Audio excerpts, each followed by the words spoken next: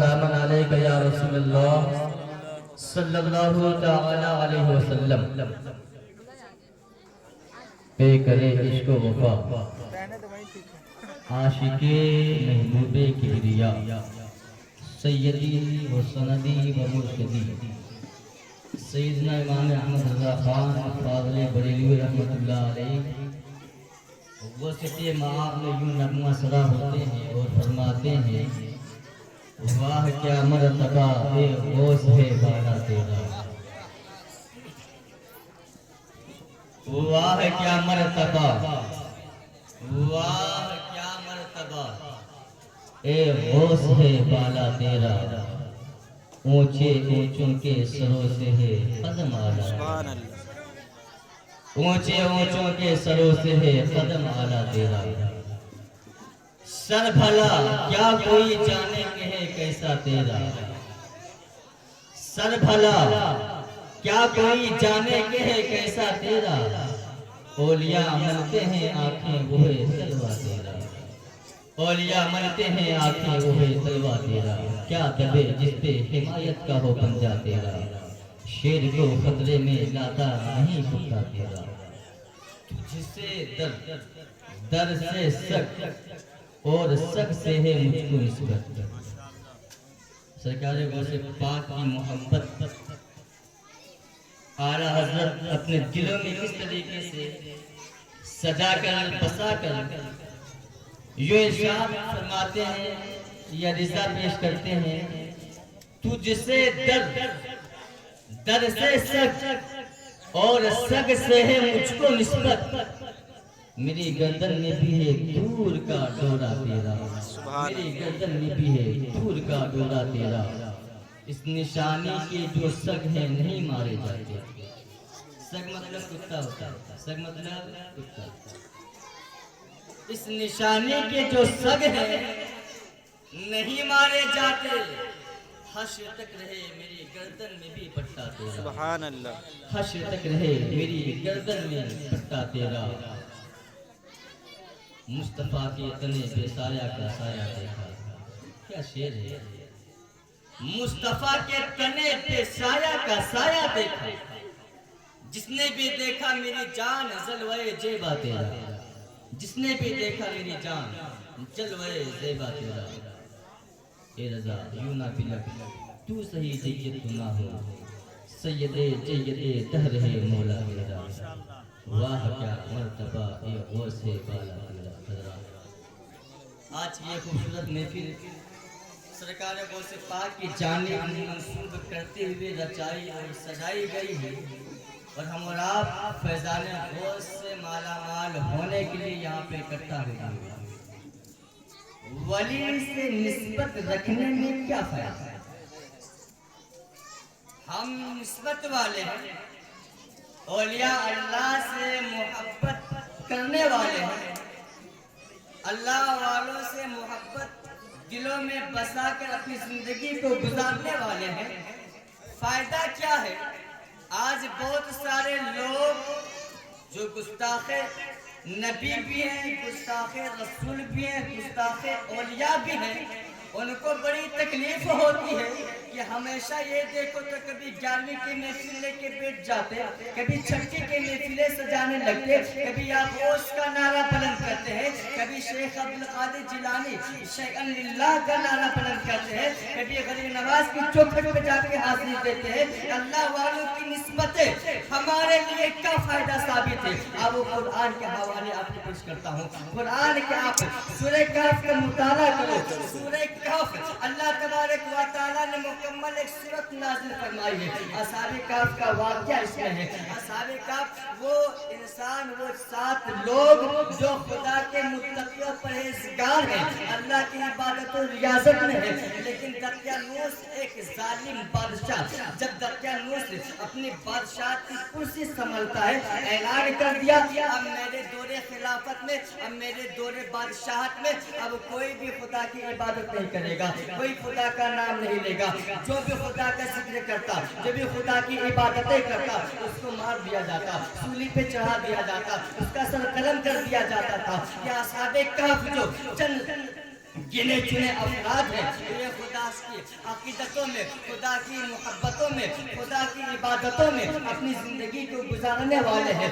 جب ان لوگوں تک یہ بات پہنچی کہ دقیانوس بادشاہ نے اعلان کر دیا ہے اب میرے دور میں کوئی بھی خدا کی عبادت نہیں کرے گا، یہ خدا کی عبادتوں کی چاشنی، مزہ، لطف پا چکے تھے، اور جو خدا کی عبادتوں کی لذتیں مل جاتی ہیں، چاہے کچھ بھی ہو جائے خدا کی عبادت کرنا نہیں چھوڑتے ہیں، چاہے کچھ بھی ہو جائے خدا کی بندگی کرنا نہیں چھوڑتے ہیں، چاہے کچھ بھی ہو جائے جان پر کھیل کر بھی خدا کی عبادت و ریاضت کرتے ہیں۔ یا صحابہ کہف نے جب یہ بات سنی تو ابو شان کو چھوڑنے کا ارادہ بنایا، سلطنت کو چھوڑنے کا ارادہ بنایا، اس ملک کو چھوڑنے کا ارادہ بنایا، اور چلے رات میں چل کے کہیں دور چل جاتے ہیں جہاں اس طریقے کا احکامات نافذ نہ ہو اور ہم کھل کر خدا کی عبادت کر سکے۔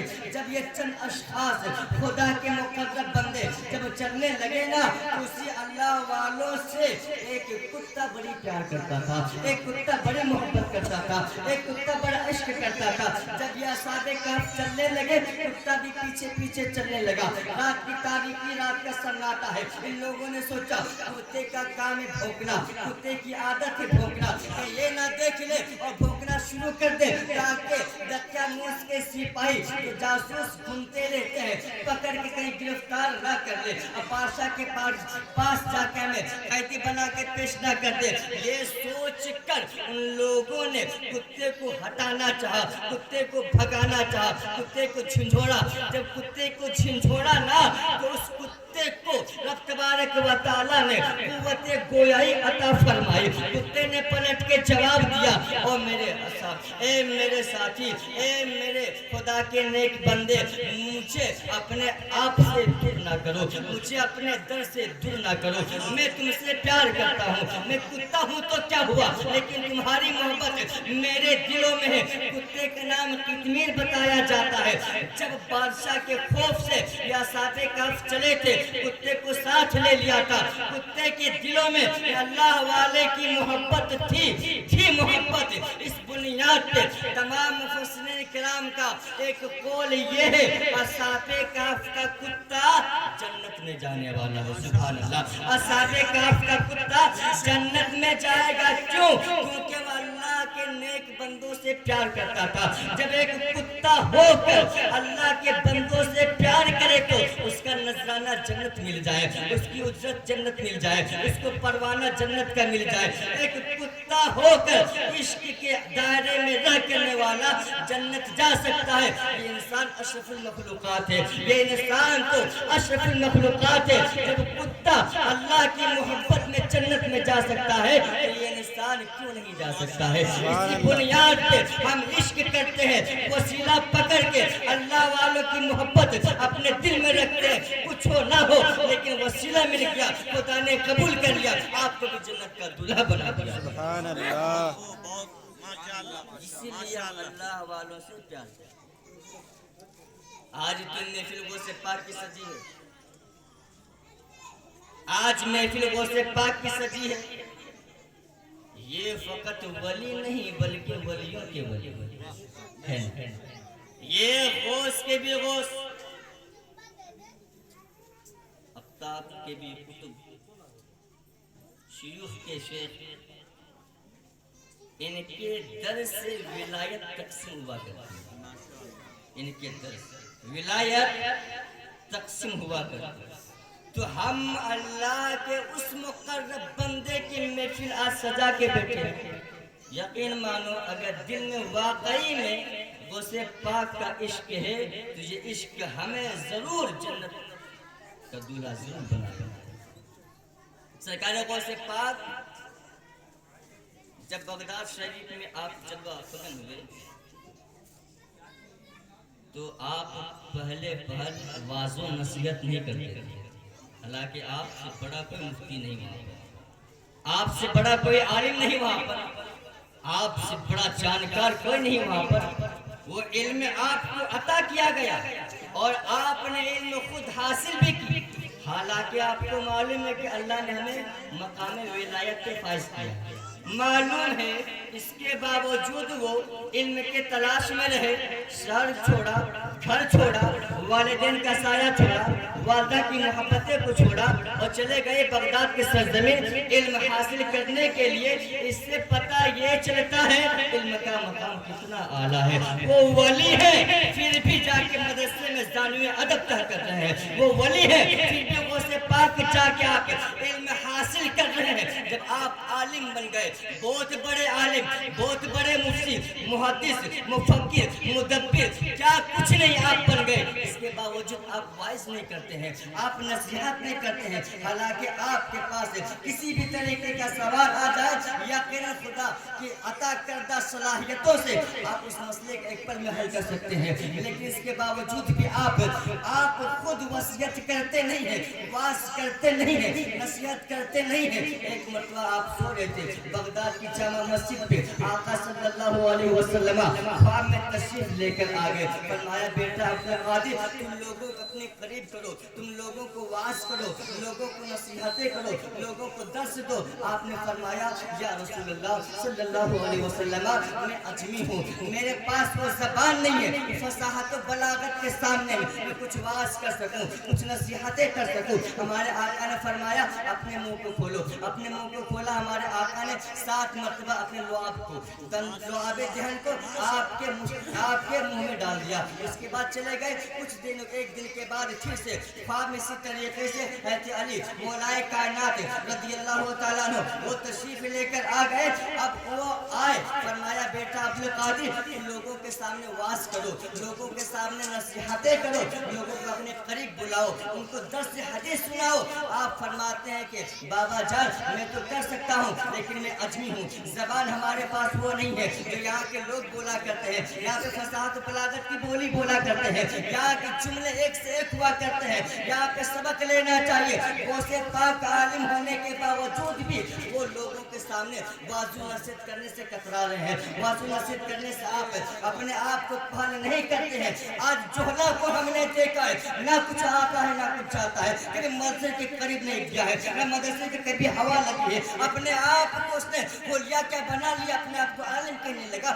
دیکھ غوث پاک بڑے عالم ہیں لیکن واز نہیں کرتے ہیں، غوث پاک نصیحت نہیں کرتے ہیں۔ پتہ یہ چلتا ہے جو عالم ہو کر واز و نصیحت نہ کرے اس کی خاکساری ہے، اس کی عاجزاری ہے، لیکن جو جاہل انگوٹھا چھاپ ہو کر اپنے عالم کا لبادہ اوڑھ کر قوم کو دھوکہ دینے میں لگے ہو، قوم کو لٹنے میں لگے ہو اور کہہ کہ میں عالم بن گیا، لباس پہن کے کوئی عالم نہیں ہوتا بلکہ مدرسے کی کھاک چھاپنی پڑتی ہے، مدرسے میں جا کے جھاڑو لگانے پڑتے ہیں، مدرسے کی جا کے آپ روٹی سوکھی روٹیاں کھانی پڑتی ہے، تب جا کے اللہ کی عطا سے وہ عالم بنتا ہے۔ ایسے کوئی سبحان اللہ، سبحان اللہ۔ پہننے سے اگر ہر کوئی عالم بن جاتا تو مدرسے میں جا کے 8 سال کی جھک نہیں مارتا، مدرسے میں جا کر 9 سال جا کے وہاں پہ سوکھی روٹی نہیں توڑتا، نہ کہ اپنے استاد کے سامنے جا کے ثانوی ادب طے کرتا، فقط جبہ پہن لیتا بن گیا عالم، فقط ٹوپی لگا لیتا بن لیتا عالم۔ لیکن یاد رکھنا غوث پاک عالم ہے،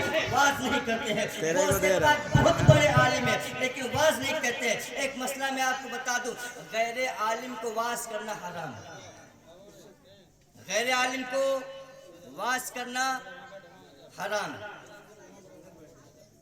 سمجھ میں یہ نہیں آتا جو پڑھے لکھے ہونے کے باوجود اس نے تو اپنے آپ کو ابھار کے سامنے نہیں لایا۔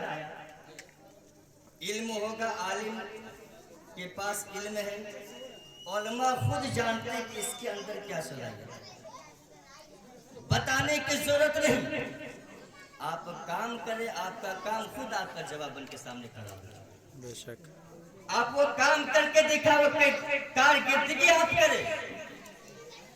حروف تہجی کا مطلب نہیں معلوم، بسم اللہ پڑھنے کی تمیز و ڈھنگ نہیں، چلے خطاب کرنے کے لیے۔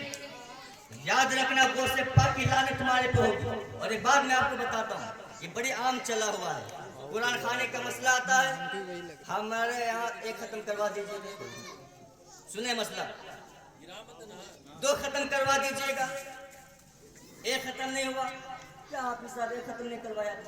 آگے سے ہٹ۔ میں پوچھنا یہ چاہتا ہوں، قرآن خوانی میں مکمل قرآن کا ختم کرنا کیا قرآن کی آیت سے کہیں ثابت ہے؟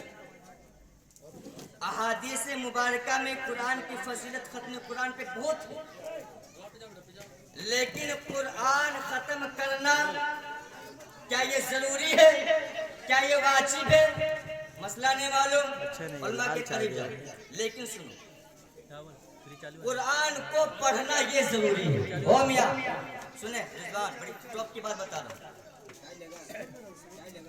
قرآن کو ختم کرنا آپ کہیں سے آیت قرآن سے آپ دلیل نہیں دے سکتے کہ قرآن خانے کے محفل سجی تو قرآن ختم کروایا جائے، اور لوگ تانے سے بولتے ہیں میں نے تو ختم کروا دیا، تو نے ختم کروا دیا۔ قرآن میں کتنی آیتیں آپ کو معلوم ہے؟ ان آیتوں میں سے ایک آیت بھی کیا تو نے صحیح سے پڑھا؟ قرآن صحیح پڑھنا یہ فرض ہے، قرآن صحیح پڑھنا یہ فرض ہے۔ ورتل قرآن ترتیلا، قرآن رب کا اعلان ہے، قرآن کو ٹھہر ٹھہر سے پڑھو۔ ورتل قرآن ترتیلا، یہ ترتیل کہتے کسے؟ کبھی قرأت کی ہوا لگی؟ ترتیل کہتے کسے؟ تجوید کہتے کسے؟ ہمارے آقا نے فرمایا اقرأ القرآن بلوح العرب، قرآن کو عرب کے طور طریقے پر پڑھو۔ سجن قرآن بیصواتکم، قرآن کو اپنی آواز سے مزین کرو۔ لیسا من لم یتغنی بالقرآن، جو قرآن کو نغمگی کے ساتھ نہیں پڑھتا وہ مجھ سے نہیں۔ ایسے انس فرماتے ہیں کہ بے شمار لوگ ایسے ہیں جو قرآن تو پڑھتے ہیں لیکن قرآن اس پہ لعنتیں کرتا ہے۔ قرآن لعنت کرتا ہے، کیوں لعنت کرتا ہے؟ کیونکہ آپ کو شین کی تمیز نہیں ہے، زا کی تمیز نہیں ہے، سا کی تمیز نہیں ہے۔ آپ حروف تہجی الف سے لے کے یا تک جو 29 حروف ہے اس سے پڑھنے کا ڈھنگ نہیں ہے آپ کو، بڑے قرآن خانے کا ٹھیکہ لے کے چلتے ہو۔ یاد رکھنا قرآن پہلے پڑھو تب جا کے قرآن پڑھو، ختم کرنا ضروری نہیں ہے۔ ایک آیت پڑھ لو اتنا ثواب مل جائے گا، آپ کی جھولی پہ پڑ جائے گا۔ سبحان اللہ، اللہ اکبر، یا رسول اللہ۔ ایک آیت پڑھو، قرآن ختم کرنا ضروری نہیں ہے۔ سن لیجیے مسئلہ، اب کوئی قرآن خانے میں دعویٰ نہیں کرے گا آپ یہ ختم کر دیجیے جائے۔ قرآن ختم کرنا ضروری نہیں، قرآن کو صحیح پڑھنا یہ ضروری ہے۔ میں نے 2-3 ٹکڑا حدیث کا پڑھا ہے، ساتھ ہی فقہی مسائل سماعت کریں۔ سرکار اعظم کیا فرماتے ہیں؟ تجوید اتنا تجوید کا سیکھنا ہر مسلمان پر فرض عین ہے، فرض عین کہ حروف کی ادائیگی صحیح طریقے سے کر لے، حروف کی ادائیگی صحیح طریقے سے کر لے۔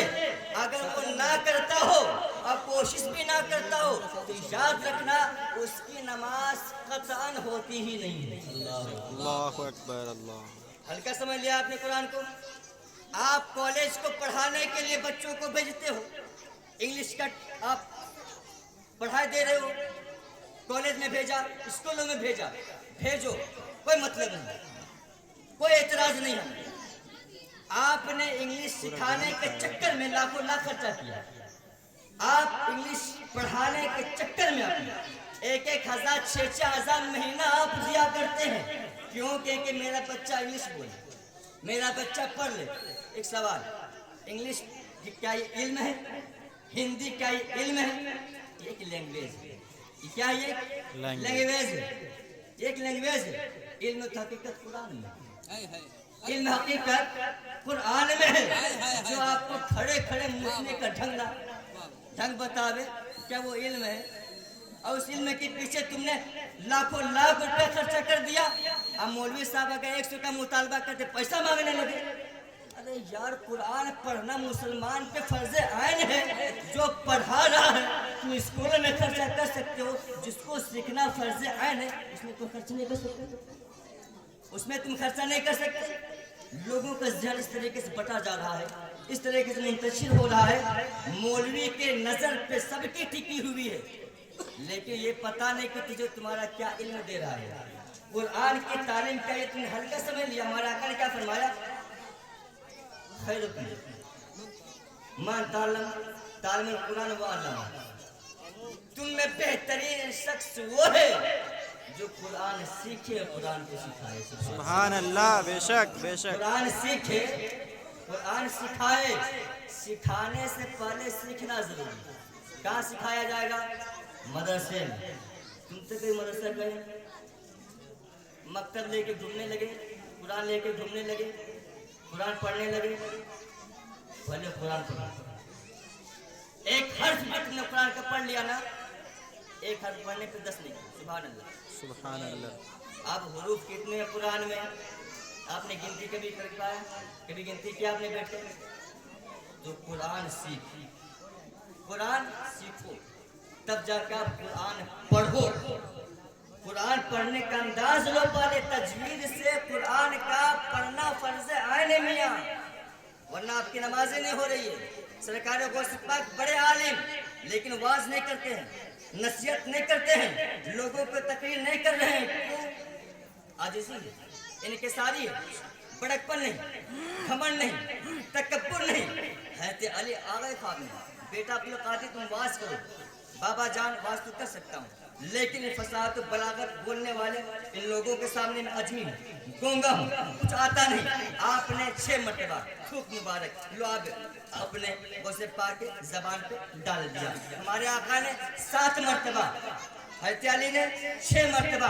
आप पूछ बैठे, सरकार आए थे 7 मरतबा डाला, आप 6 मरतबा डालते हैं। यहाँ भी अदब है, ख्वाब ख्वाब नहीं है, बल्कि अल्लाह वालों को जो ख्वाब होता है हकीकत में इल्हाम हुआ करता है। और एक बात बताओ कि जिसके ख्वाब में, चाहे वो वली हो, गौस हो, कुतुब हो या आम गुनाहगार इंसान हो, जिसके ख्वाब में सरकार तशरीफ लाए, हकीकत में वो सरकार ही होते हैं, क्योंकि शैतान कभी भी हमारे आका की शक्ल ख्वाब में इख्तियार नहीं कर सकता। सुभान अल्लाह, बेशक। जिसने ख्वाब में हमारे आका को देखा, हकीकत में आका ही को देखा। शैतान की मजाल नहीं को नबी की शक्ल और सूरत इख्तियार कर सकता। ठीक है, तो सरकार हज़रत अली फरमाते हैं कि अदब का तकाजा है। मैं अगर 7 मरतबा डालता तो बराबरी का दावा हो जाता, इसलिए मैं अदब के तकाजा के छोटा हूँ, 6 मरतबा डालेंगे। अब जब आपने वाज नसीहत किया, शुरू किया, अब जब आगाज क्या हो गया, वाज करना, नसीहतें करना, आपको मालूम है धीरे धीरे तो आप मस्जिद के सहन में करते रहे, उसके बाद आप बरामदा तशरीफ लेकर आ गए। फिर जब लोगों को हुजूम पड़ना शुरू हुआ, इतना ज्यादा, एक एक मजमे में 70-70 हजार आदमी इकट्ठा होकर वाज सुना करते थे। और एक बात मैं आपको बताऊं, सरकार गौसे पाक की जबान, जब आप वाज करते थे, नसीहतें करते थे, आज दूर तक आवाज पहुंचाने के लिए माइक का सहारा लेना पड़ता है, मशीन का सहारा लेना पड़ता है। लेकिन गौसे पाक की महफिल में 70 हजारों का मजमा रहा करता था, लेकिन कोई माइक नहीं, कोई मशीन नहीं, कोई भी इलेक्ट्रिशियन का सामान नहीं, बल्कि आप यूं ही साफ बोला करते थे। और ताज्जुब खेज बात तो ये है, जितनी साफ सुथरी आवाज गौसे पाक की सामने वाला सुनता था, इसी तरीके से आखिरी में रहने वाला भी सुना करता था। 70 हजार का मजमा है, लेकिन आखिरी वाला भी सुना करता है। ये कैसे? ऐसे ये है, गौसे पाक को आवाज लगाना गौसे पाक का काम था, गौसे पाक की आवाज पहुंचाना खुदा का काम था। सुभान अल्लाह, बेशक। ये बातें हुई। इल्म हासिल करो, गौसे पाक वली मादरजात वली है, इसके बावजूद उन्होंने मदरसे का रुख किया, दाखिला लिया है, पढ़ाया, उसके बाद आपने वाज़ो नसीहत किया। समझ गए? तो वाज़ो नसीहत करने से पहले अपने आप को इल्म से आरास्ता व पारास्ता करो, कौम को धोखा मत दो। और आप भी समझ जाए, ऐसे के चक्कर में ना पड़े जो आपका दीन भी जाए, ईमान भी जाए, क्योंकि नीम हकीम खतरे जान, नीम मुतला खतरे ईमान, ईमान आपका खत्म हो जाएगा। उलमा के करीब जाओ तो ज़बान संभालो, औलिया के करीब जाओ तो दिल संभालो। अल्लाह तबारक व तआला की बारगाह में दुआ करूं कि परवरदिगारा, सुनने सुनाने से ज़्यादा मेरे मौला हम सबको अमल खैर की तौफीक अता फरमाए। आमीन। आमीन। वजाह सय्यदुल मुरसलीन व मा अलैना इल्ला अल बलाग।